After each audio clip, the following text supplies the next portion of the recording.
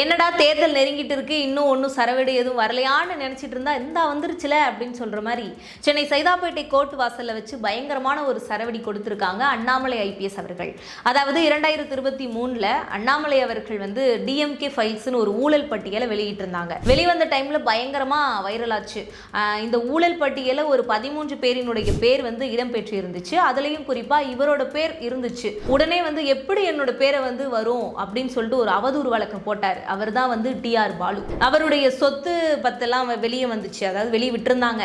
அதையெல்லாம் வாங்கினது எப்படி அப்படின்னு பார்த்தா ஊழல் பண்ணி சம்பாதிச்சு வாங்கின சொத்து அப்படின்ற மாதிரியான டிஎம்கே ஃபைல்ஸ்ல குறிப்பிடப்பட்டிருந்தது. இந்த டிஎம்கே ஃபைல்ஸ் பார்ட் 1 பார்ட் 2ன்னு அண்ணாமலை அவர்கள் பிரிச்சு எடுத்துட்டாங்க இந்த ஃபைல்ஸை. ஸோ டிஆர் பாலுவும் எப்படி என் பேர்லாம் வரலாம், இதெல்லாம் போய் அப்படி இப்படின்னு சொல்லி அவதூறு வழக்கு பதிவு பண்ணியிருந்தாரு.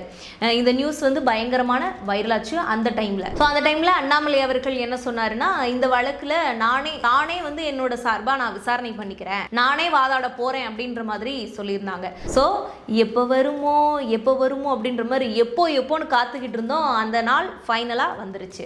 நேத்து சென்னை சைதாப்பேட்டை கோர்ட்ல ஒரு பயங்கரமா ஒரு ஃபார்ம்ல விசாரணை நடந்து முடிஞ்சிருக்கு.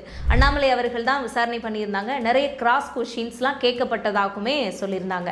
ஆல்ரெடி அண்ணாமலை அவர்கள் தான் ஐபிஎஸ் ஆச்சே, அப்புறம் எப்படிங்க கேள்வி கேட்டா சும்மா இருப்போமா அப்படின்ற மாதிரி தானே பயங்கரமா டிஆர் பாலு வச்சு செஞ்சிருக்காரு. விசாரணை எல்லாம் நடந்து முடிஞ்சதுக்கு அப்புறம் வெளியே வந்த அண்ணாமலை அவர்கள் பிரஸ் மீட் கொடுத்திருந்தாங்க. முதல்ல பிரஸ் மீட்ல சொன்ன ஒரே விஷயம் என்னதுன்னா, கோர்ட்ல கேஸ் போயிட்டு இருக்குங்க, நிறைய விஷயங்கள் என்னால வெளியே சொல்ல முடியாது, ஆனா டிஆர் பாலு கிட்ட நான் என்ன மாதிரியான கேள்விகள் கேட்டேன், எந்த மாதிரியான விஷயங்கள்லாம் கேட்கப்பட்டுச்சு அப்படின்றதெல்லாம் சொல்றேன்னு சொன்னாங்க. ஸோ உடனே வழக்கம் போல பத்திரிகையாளர்களுமே கேட்டாங்க, எந்த மாதிரியான கேள்விகள்லாம் நான் கேட்கப்பட்டீங்க, கிராஸ் கொஸ்டின்ஸ்லாம் கேட்டீங்களா அப்படின்னு மாதிரி கேட்டதுக்கு நிறைய கேள்வி கேட்டேங்க, கப்பல் வாங்கினதை பத்தி, சாராய ஆலை நடத்தினது பத்தி எல்லாத்தையும் கேட்டு பிரிச்சு எடுத்துட்டேங்க அப்படின்னு சொன்னாங்க. இதுல ஒரு விஷயம் என்னன்னா, இதுக்கு முன்னாடி இவங்க வந்து டிஆர் பாலு ஒரு 10 கப்பல் வாங்கினதா மூக அழகிரி சொல்லியிருந்தாங்களே, அப்ப ஏங்க நீங்க வந்து அவர் மேல அவதூறு வழக்கு போடலன்னு கேட்டதுக்கு, கோர்ட்டு கேஸ்ன்னு வந்துட்டா எப்படி எல்லாருக்கும் பயம் வருமோ அது மாதிரி அவருக்கு ஒரு படபடப்பு வந்துருச்சு. ஸோ அவர் கேட்ட கேள்விக்கு இவர் சொன்ன பதிலுக்கும் சம்பந்தமே இல்லாத மாதிரி ஏதோ ஒளறிட்டாராமா.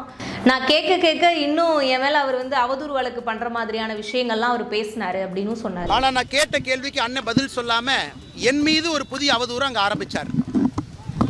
அதாவது நான் என்னுடைய மனைவியின் பேர்ல சொத்து வாங்கியிருக்கிறேன் அப்படின்னு சொன்னாரு. நான் கேட்டேன், என் மனைவி என்ன படிச்சிருக்காங்கன்னு தெரியுமான்னு கேட்டேன், தெரியாதுனாரு. என் மனைவி என்ன சம்பாதிக்கிறாங்களான்னு கேட்டேன், தெரியாதுனாரு. என் மனைவி மல்டிநேஷனல் கம்பெனியில் வேலை பார்க்குறாங்களான்னு தெரியுமான்னு கேட்டேன், தெரியாதுனாரு. நாங்கள் வாங்கியிருக்கக்கூடிய சொத்து முழுவதும் வருமான வரித்துறை கட்டி வாங்கப்பட்ட சொத்துன்னு கேட்டேன், தெரியாதுனாரு. ஃபைனான்ஸில் கடன் வாங்கி சொத்துக்கு வாங்கியிருக்கோம், டாக்குமெண்ட்டை பார்த்தீங்களான்னு கேட்டேன், தெரியாதுனாரு. என்னுடைய மனைவி நான் வாங்கிய கடன் எல்லாம் சேர்ந்து அந்த சொத்தை வாங்கியிருக்கிறோம், தெரியுமான்னு கேட்டேன், தெரியாதுனாரு. என்ன ஹைலைட்டான விஷயம்னா, அண்ணாமலை அவர்களுடைய மனைவி பேரில் சொத்து வாங்கினதை ஒரு புது விஷயமா டிஆர் பாலு வந்து கோர்ட்டில் சொல்லியிருக்காரு. ஸோ இவர் சொன்னதும் அதுக்கு அண்ணாமலை அவர்கள் என்ன சொல்லியிருக்காங்கன்னா, கண்டிப்பாக நான் வந்து கோர்ட்டில் கேஸ் போடுவேன், என் மனைவி என்ன படிச்சிருக்காங்க, இத்தனை வருஷமா என்ன ஒர்க் பண்ணிட்டு இருந்தாங்க, 15 வருஷத்துக்கு அப்புறம் நாங்கள் இப்போதான் எங்களுக்குன்னு ஒரு சொந்தமாக ஒரு ஃபார்ம் லேண்ட் வாங்கி இருக்கோம். ஏற்கனவே அண்ணாமலை அவர்கள் சொல்லியிருந்தாங்க, அந்த லேண்ட் வாங்க எவ்வளோ கடன் கொடுத்தோம், எவ்வளோ கடன் வாங்கினோம், எந்த மாதிரியான சூழ்நிலையிலலாம் நாங்கள் இருக்கோம் அப்படின்றத ப்ரெஸ் மீட்டில் சொல்லியிருந்தாங்க. ஸோ அதனால் அவர் போட்ட அவதூறு வழக்கில் வாதாட போன இவர் டிஆர் பாலுவை வந்து என்னுடைய மனைவி மேலே அவர் தவறான வழக்கு வந்து சொல்கிறாரு, தவறான இன்ஃபர்மேஷனை சொல்கிறாருன்னு சொல்லிட்டு நானும் டிஆர் பாலு மேலே ஒரு அவதூறு வழக்கு போட போறேன் அப்படின்ற மாதிரி அண்ணாமலை அவர்கள் சொல்லியிருந்தாங்க. இந்த விசாரணையில வந்து நிறைய இன்ட்ராக்ஷன்ஸ்லாம், நிறைய கொஸ்டின்ஸ் எல்லாம் இருந்ததாகவுமே சொல்லப்பட்டிருக்கு. தன்னோட வழக்குல தானே வாதாடுறது அப்படிங்கிறது ஒரு மிகப்பெரிய விஷயம். அதுவும் ஐபிஎஸ் படிச்ச அவர்கள் எப்படி கேள்வி கேட்பார் அப்படிங்கிறதுலாம் எல்லாருக்குமே தெரிஞ்ச ஒரு விஷயம் தான். தானே தன்னுடைய வழக்குல வாதாடுறது அப்படிங்கிறது குறிப்பிட்ட பேருக்கு மட்டும்தான் அது கிடைக்கும், எல்லாருக்குமே அது வந்து கிடைக்காது அப்படின்றதையும் சொல்லியிருந்தாங்க. அடுத்த கேள்வி என்னன்னா, உங்களுக்கு எப்படி உங்க நண்பர்கள் வந்து பணம் கொடுத்தாங்கன்னு கேட்டதுக்கு, அது வந்து நான் என்னோட பணம் இல்லைங்க, என் கட்சி சார்பாக எனக்கு கொடுத்தாங்க அப்படின்ற மாதிரி சொல்லியிருக்காரு. மொத்தத்தில் எல்லாத்தையும் ஒன்றா இணைச்சு தான் டிஃபமேஷன் வழக்கு போடுவேன்றத ஒத்த காலில் நிற்கிறாரு அண்ணாமலை அவர்கள்.